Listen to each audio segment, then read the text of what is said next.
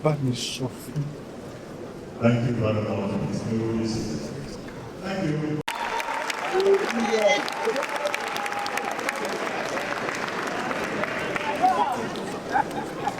Your Excellencies, and our revered fathers, brothers, and sisters, and leaders of our ethnic equalities, let me stand on other existing reports.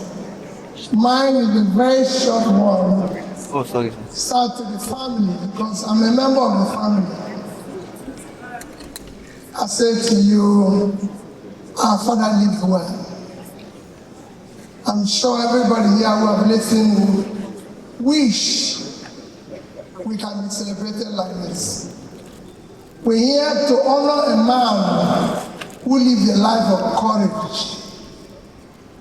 a life of service, truth, integrity, and commitment.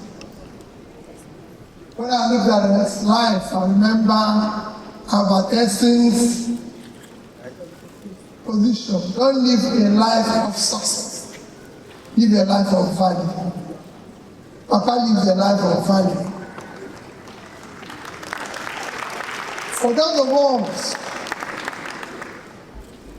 I met him in this my journey of contesting election. But I can tell you, till the last minute, Papa will always say to you, come, what is your position on this? And I say, Papa, this is ABC. No, I want you to explain it very well. How is it going to affect the people of Nigeria? He cared in detail for the poor.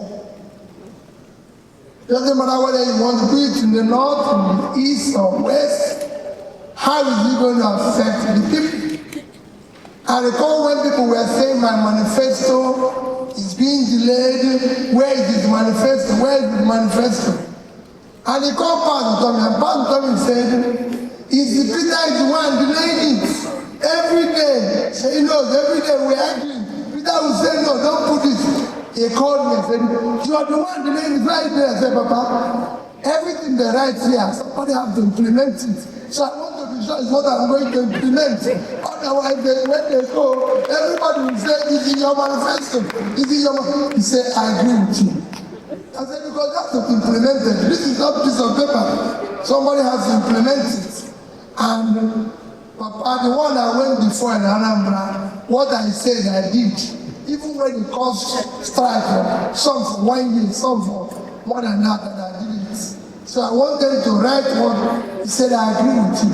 But he went down to every detail, which is what is lacking.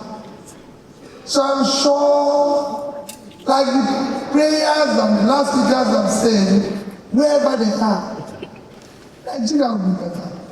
Right. There's great people in Nigeria. Today I was discussing with my brother Femi. I said, when I watch the greed in this country, I say greed must have limits, or people are sick.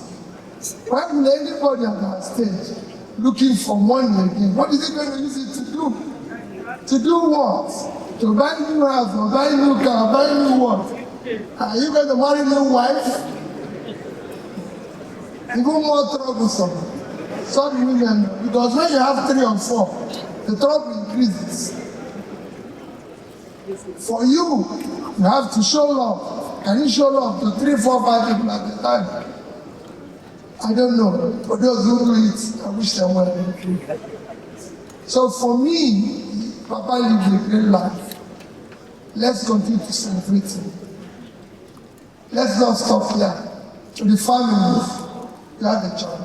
To all of us, the only lasting legacy, the way we keep his legacy, is that we continue to do those things he lived and died for.